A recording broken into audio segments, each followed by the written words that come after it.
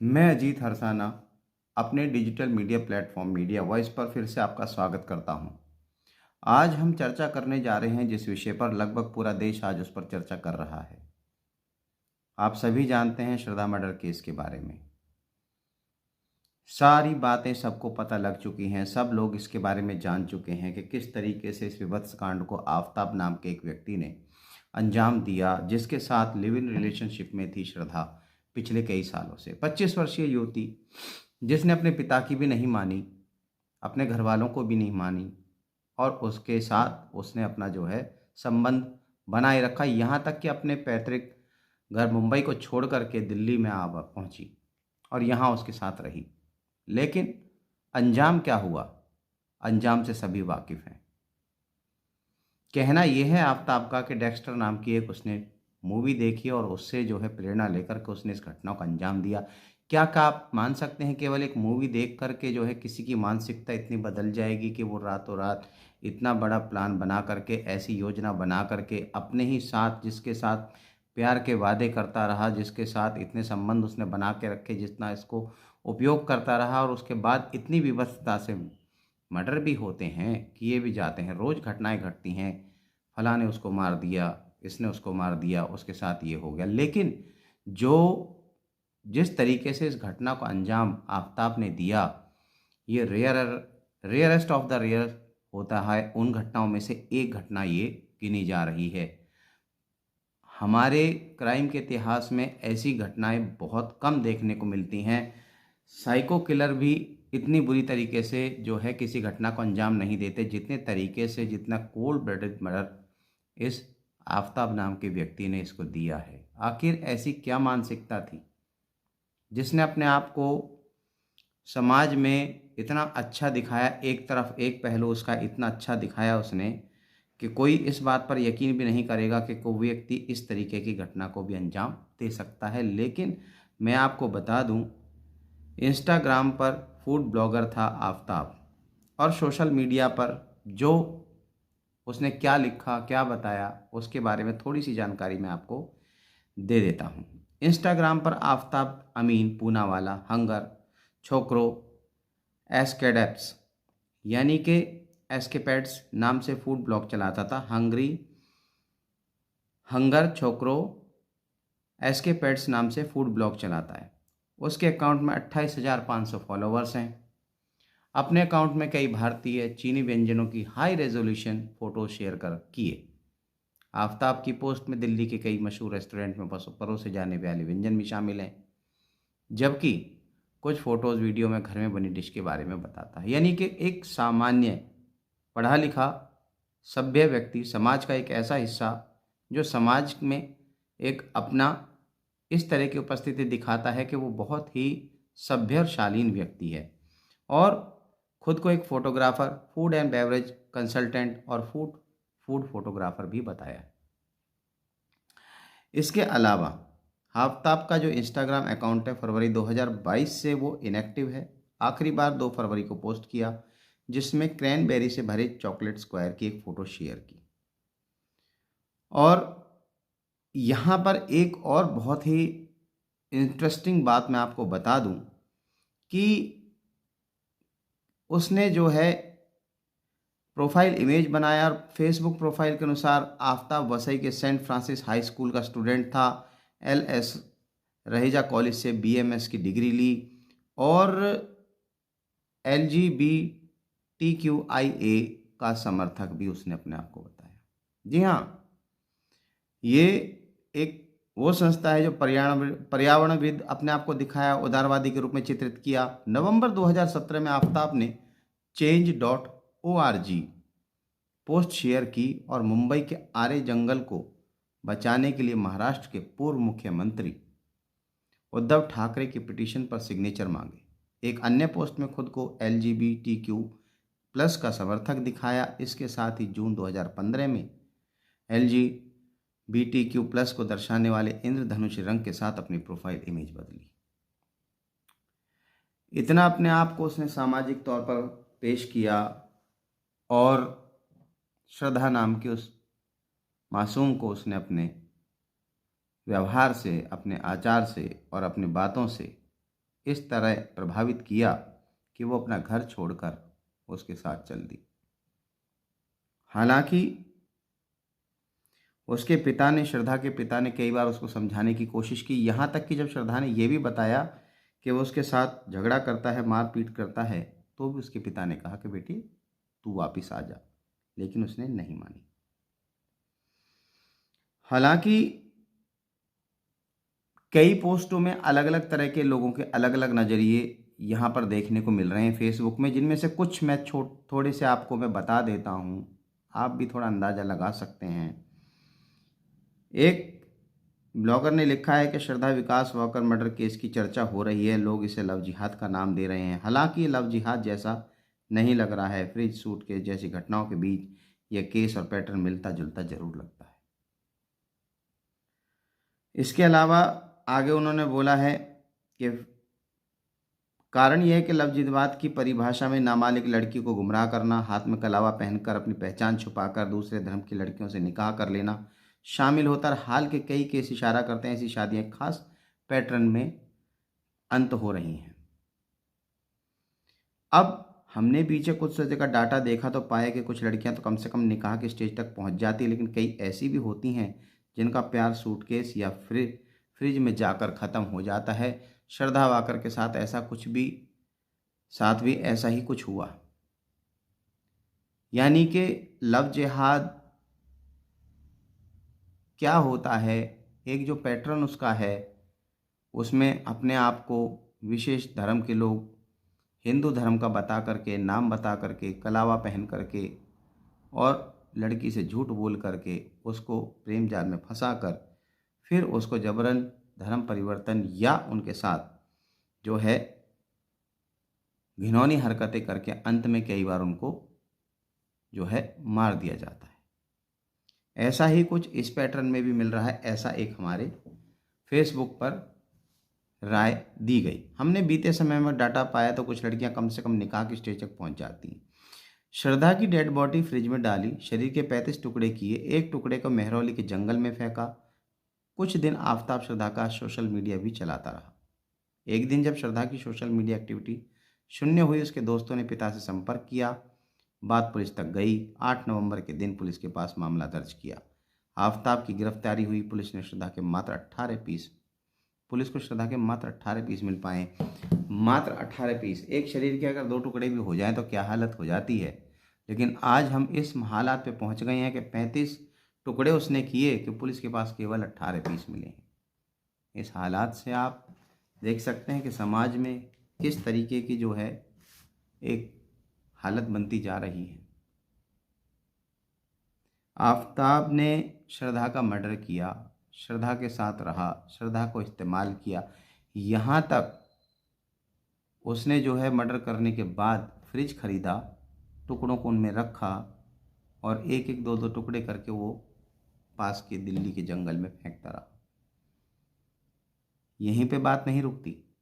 घर में आकर उसने अगरबत्ती जलाई, परफ्यूम छिड़का और साथ ही साथ और लड़कियों को भी वो उस कमरे पर लाया और उनके साथ संबंध बनाए, जबकि उसकी श्रद्धा के शरीर के टुकड़े वहाँ फ्रीजर में मौजूद थे।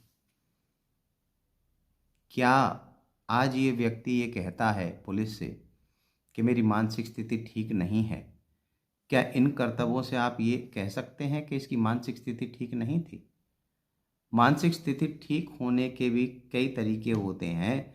एक होता है कि किसी दबाव में आकर, किसी परेशानी में आकर, किसी दिक्कत में आकर मनुष्य अपने मानसिक संतुलन को खो देता है, लेकिन थोड़े समय के लिए। लेकिन एक मर्डर आपने किया, एक जो है जीती जागती लड़की के आपने 35 टुकड़े किए, ठंडे दिमाग से उसको मारा, मारने के बाद वो टुकड़े आपने संभाल कर रखे, 2 2 1 1 टुकड़े करके आपने इस तरीके से फेंका। बाकायदा एक हॉलीवुड की फिल्म का आपने कॉपी किया ताकि जो है कोई पता ना लग सके, किसी को पता, यानी अपनी जान इतनी प्यारी है कि अपने आप को बचाने के लिए जहाँ तक गिरा जा सकता था गिरा। और अपने मन में इतना सुकून था, जिस कमरे में फ्रिज रखा है उसी कमरे में आप दूसरी लड़की के साथ संबंध बना रहे हैं। आपको इतनी अपने अंदर संतुष्टि महसूस हो रही थी।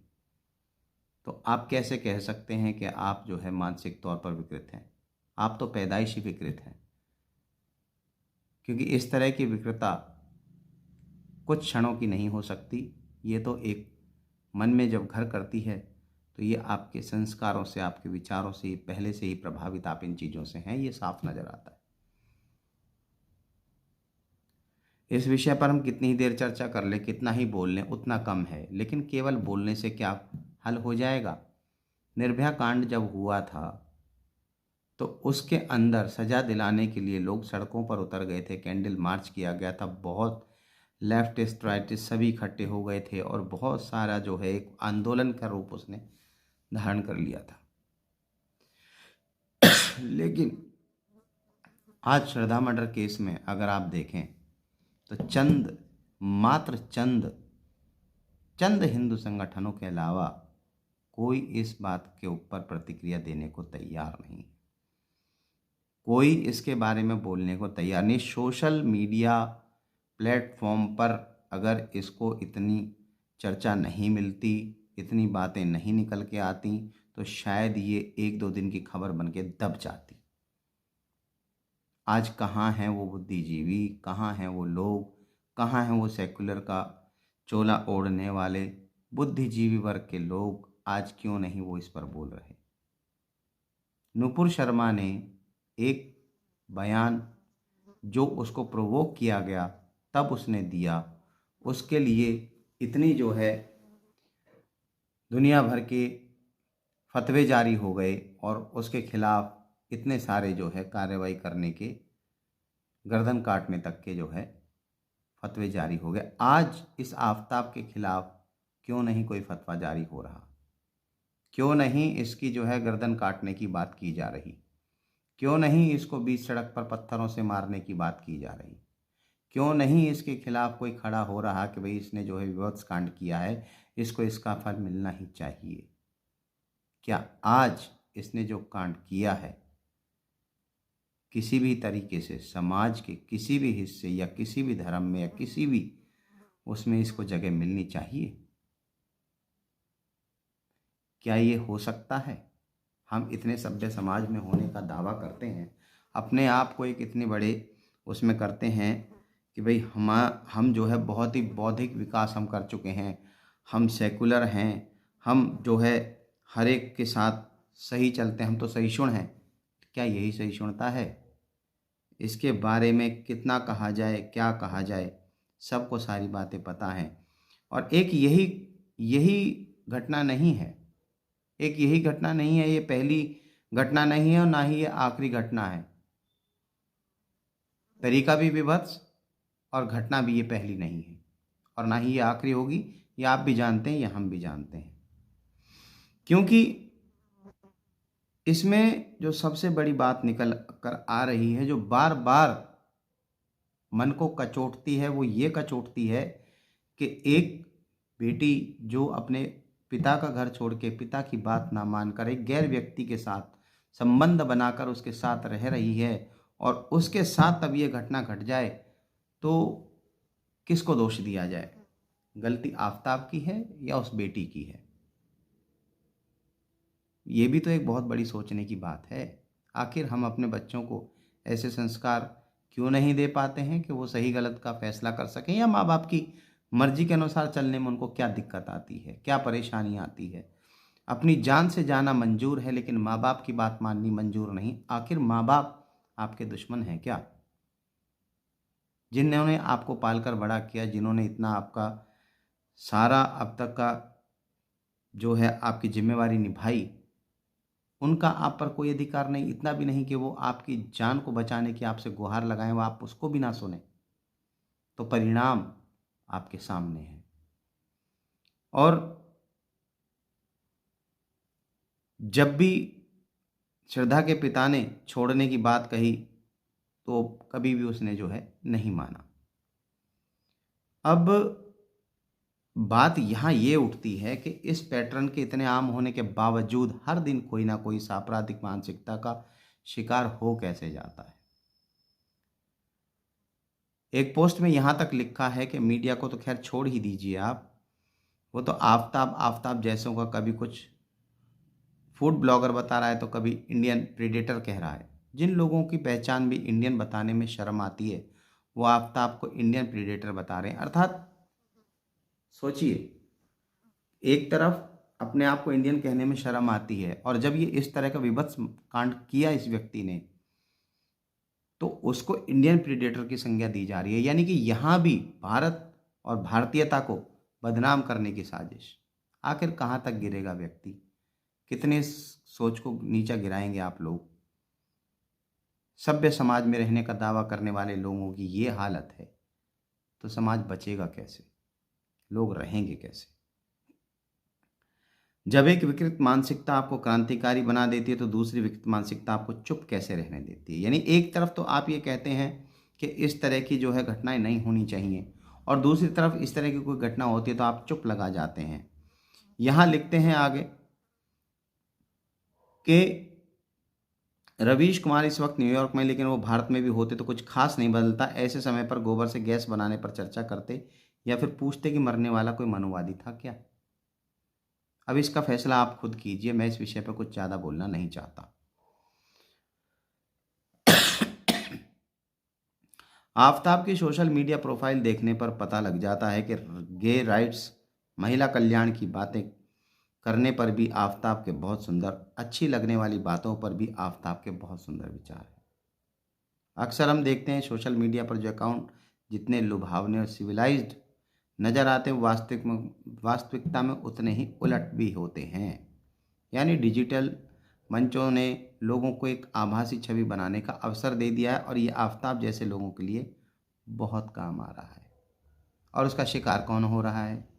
हमारी बहन बेटियां। अगर ऐसे कुछ मामलों पर नज़र डालेंगे, लगभग हर सप्ताह कोई ना कोई घटना ऐसी मिल जाती है। कुछ आंकड़े हम भी आपको बताते हैं। नवंबर की शुरुआत में केरल से नंदा नाम की एक हिंदू लड़की की आत्महत्या की खबर सामने आई।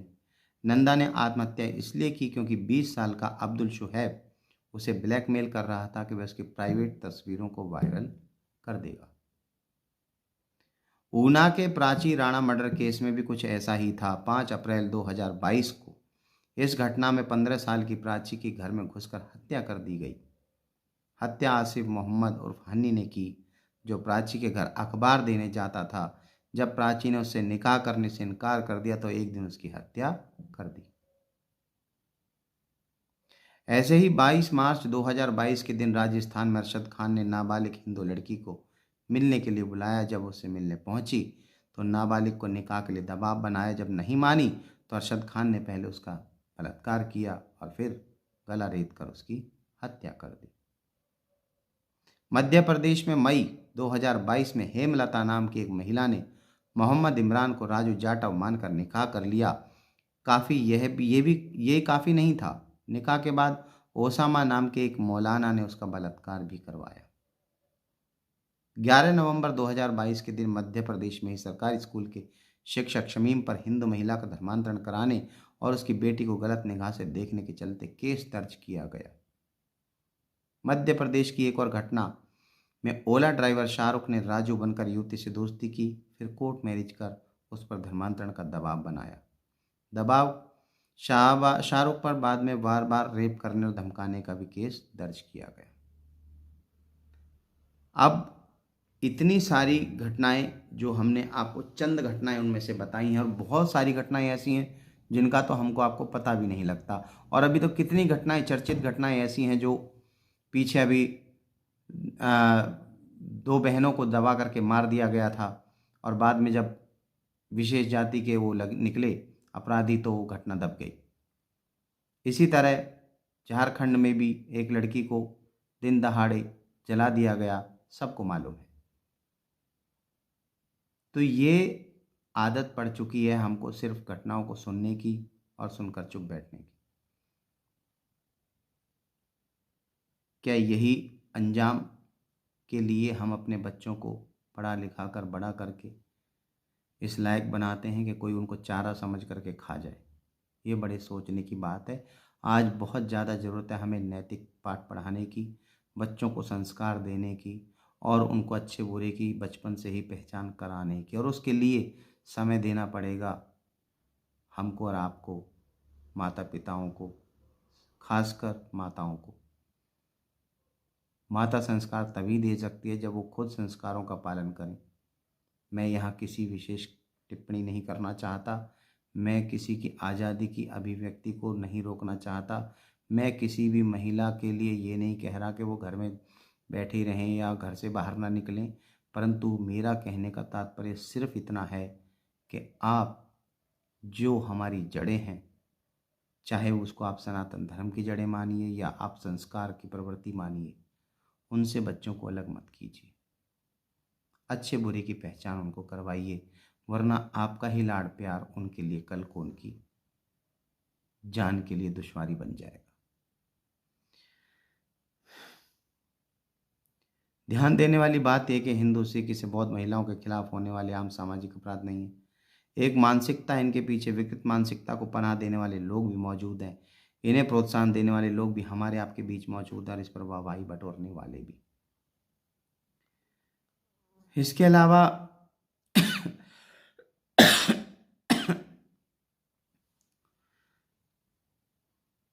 6 महीने पुरानी जो ये घटना है, इसमें लिव इन पार्टनर था अमीन पूनावाला, आफ्ताब अमीन पूनावाला, जिसने 35 टुकड़े किए। 18 दिन तक महरौली के जंगल में ठिकाने लगाता रहा और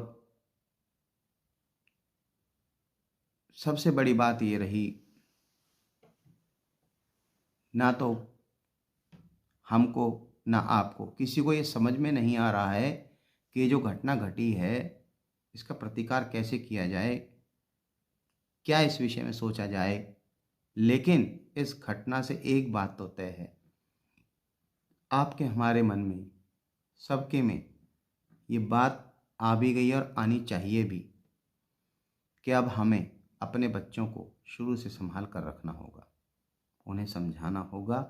यही मेरा मकसद है आज इस बात को आपके सामने रखने का, क्योंकि सब कह रहे हैं आफ्ताब को सज़ा ये मिलनी चाहिए, उसको फांसी होनी चाहिए, उसके साथ ये होना चाहिए। अरे उसके साथ तो होना चाहिए, लेकिन कोई दूसरा आफ्ताब, आपकी बेटी किसी श्रद्धा को दोबारा से अपना शिकार ना बनाए, ऐसी व्यवस्था हमको और आपको करनी चाहिए। कानून कार्य जब करता है, जब कोई घटना घट जाती है, न्याय की गुहार तब लगती है जब घटना घट चुकी होती है, कोई अपनी जान दे चुका होता है। लेकिन हमें और आपको जो काम करना है वो इस पर करना है कि कोई हमारी बहन बेटी दोबारा से श्रद्धा ना बने, दोबारा से कोई आफ्ताब उसका शिकार ना करे। इसकी तैयारी हमको और आपको अभी से करनी होगी, तभी तभी हमारी जो अनमोल संपत्ति है वो लूटने से बच सकती है। जो हमारे आपके घरों की धरोहर हैं, हमारी बेटियां जो हमारा मान है, अभिमान है, हमारा सब कुछ हैं, हमारा जीवन है, अगर उन्हीं को हम नहीं बचा पाए तो ऐसी तरक्की, ऐसी बौद्धिक क्षमता, ऐसी पावर, ऐसे शासन का हमें क्या करना है, क्या ज़रूरत है हमें इसकी। मुझे नहीं लगता फिर हमें इसकी कोई ज़रूरत है। फिर तो अराजकता में जीने से कोई फ़र्क नहीं पड़ना चाहिए। ज़रूरत है तो इस बात की है कि आगे आने वाले समय में कोई दूसरा आफ्ताब हमारी किसी श्रद्धा का शिकार ना करे, उसके 36,360 टुकड़े ना करे, और एक डर का माहौल जो आज ये बना हुआ है इससे हम बाहर निकल सकें। सबसे ज़्यादा ज़रूरत इस बात की है कि हमें अपने संस्कारों की तरफ वापस लौटना होगा, हमें अपनी पुरानी जड़ों की तरफ फिर से लौटना होगा, हमें अपनी बहन बेटियों को बताना होगा कि हमारा इतिहास वो है जहाँ 16-16 हजार स्त्रियों ने एक साथ जौहर किया था, लेकिन किसी गैर धर्म की व्यक्ति को अपने ऊपर आंख डालने की इजाज़त नहीं दी, नज़र डालने की इजाज़त नहीं दी। भाईचारा, साथ, ये सब चीज़ें तभी तक अच्छी लगती हैं तब तक जब तक धरातल पर हमारे और आपके विचार एक हों। यदि हमारे विचारों की आरंभ ही एक दूसरे के विनाश से शुरू हो तो ऐसे विचारों को सामंजस्य से बिठाने का कोई फ़ायदा नहीं है। चाहे आप आज श्रद्धा की बात कर लें या किसी और की बात कर लें, किसी भी तरह से बात कर लें, तो मेरा मानना ये है अपने इस डिजिटल प्लेटफॉर्म के माध्यम से मैं सिर्फ इतना कहना चाहूँगा कि आगे के लिए कोई श्रद्धा ना बने, हमारी कोई भी बहन बेटी इसका शिकार ना बने, हमारे जीवन भर की कमाई को कोई ऐसे लूट के ना ले जाए। हमारा प्रयास ये होना चाहिए, हमें सशक्त इस बात के लिए होना चाहिए, हमें एक दूसरे के साथ सहयोग करके इस बात पर हमें वापस अपने संस्कारों की तरफ लौटने की ज़रूरत है। मैं ये नहीं कह रहा आप तरक्की मत कीजिए, बच्चों को पढ़ाइए नहीं, या जो है उनको आधुनिक शिक्षा से वंचित रखिए नहीं, या उनकी आज़ादी पर अंकुश लगाइए नहीं, लेकिन उनको ये समझाना ज़रूरी है कि उनके लिए जितनी पढ़ाई ज़रूरी है, जितनी अभिव्यक्ति की आज़ादी ज़रूरी है, उतनी ही उनकी अपनी सुरक्षा अपने आप करनी भी उनके लिए ज़रूरी है। जब वो इस काम को करेंगी तभी हम और आप सुखी से रह सकते हैं। जब हमारे बच्चों का ही भविष्य दांव पर लग गया तो हम क्या कर लेंगे? किस बात की तरक्की है ये? कौन सी अंधी दौड़ में भागे जा रहे हैं हम सब? तो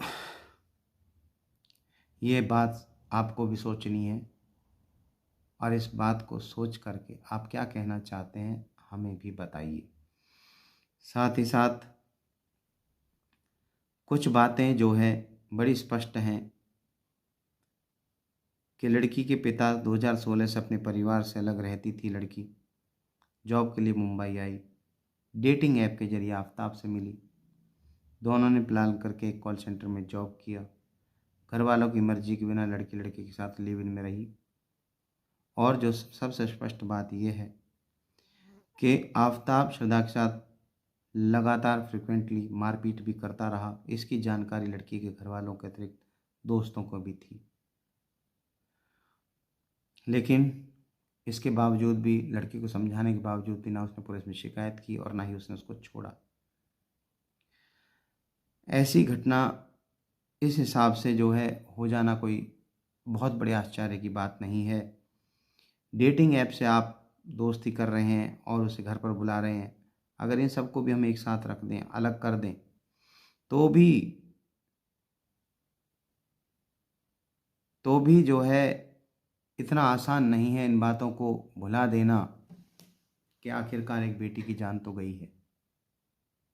चाहे गलती किसी की भी रही हो, लेकिन काम घटना को अंजाम देने वाला कम गुनहगार किसी भी कारण से नहीं ठहराया जा सकता। क्या आप इस बात से सहमत हैं? तो ये सभी बातें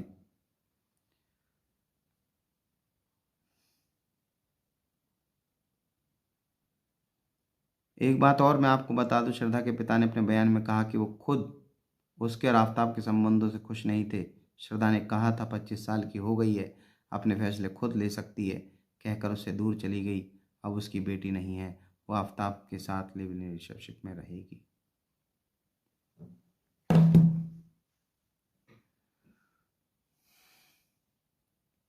बात ये आती है कि क्या श्रद्धा को अब के अंजाम का पता था? ऐसा नहीं हो सकता। यदि उसे ऐसा पता होता तो शायद वो इतना गहरा रिलेशन नहीं रखती।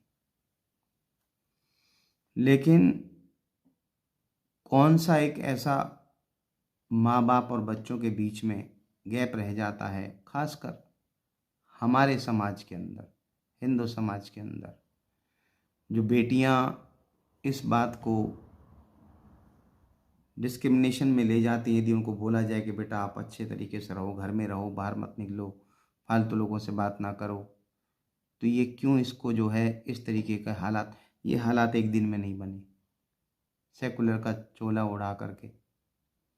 एक तरफ एक धर्म की बेटी कह रही है कि हमें तो जो है बुर्के में रहना है, बुर्के में ही जो है पढ़ाई करनी है, बुर्के में ही एग्ज़ाम देने हैं, बुर्का हमारे लिए ज़रूरी होना चाहिए। और एक तरफ हमारी बेटियां खुलेआम अपने बाप से कहती हैं कि मुझे लिव इन रिलेशनशिप में रहना, मेरा आपसे कोई संबंध नहीं। आखिर ऐसा क्यों?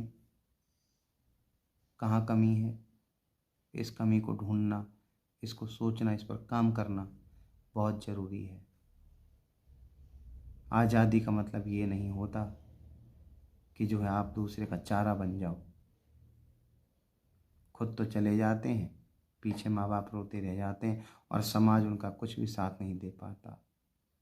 ऐसे समाज की संरचना कैसे बनी? क्या शुरू से हमारा समाज ऐसा था? नहीं, बिल्कुल भी नहीं था। आज जो एकल परिवार, भौतिकवाद, अधिक कमाई, माँ भी कमाएगी, बाप भी कमाएगा, बच्चों को सिर्फ जो है अच्छे स्कूल में पढ़ा देना, उनकी फीस भर देना, उनको अच्छे कपड़े दिला देना, ये सब काफ़ी नहीं है। ज़रूरत है माँ उनके साथ बैठे, उनको समझाएं, क्योंकि माँ की समझ जितने काम कर सकती है इतने पिता की शायद कभी नहीं कर पाएगी। लेकिन उसके लिए माँ को अपने समय को कम करके बच्चों का समय ज़्यादा देना पड़ेगा, बच्चों को समय ज़्यादा देना पड़ेगा। आज़ादी का मतलब ये नहीं है कि आपके आने वाली पीढ़ियाँ गर्क हो जाएं, वो खड्डे में चली जाएं या उनका भविष्य अंधकार में हो जाए। आज़ादी का अर्थ ये है कि आप समय का सही सदुपयोग करें और सही समय पर सही काम करें, बच्चों को अच्छे संस्कार दें, उनको अच्छी बातें बताएं। पीछे हमारे इतिहास में जो एक से एक वीरांगनाएं हुई हैं, आज दीपिका पादुकोण को सब जानते हैं, पर रानी लक्ष्मीबाई को कितनी बेटियां जानती हैं, कितना हम पढ़ा रहे हैं। तो इसलिए इन बातों को ध्यान देना जरूरी है, ताकि दोबारा से कोई श्रद्धा ना बने, दोबारा से कोई आफताब आकर आपकी जीवन भर की कमाई को लूट कर आपको बेगैरत बेइज्जत करके ना चला जाए। आपका इस बारे में क्या कहना है, ज़रा ज़रूर बताइएगा। और अगर आप हमारे विचार से सहमत हैं तो मेरे इस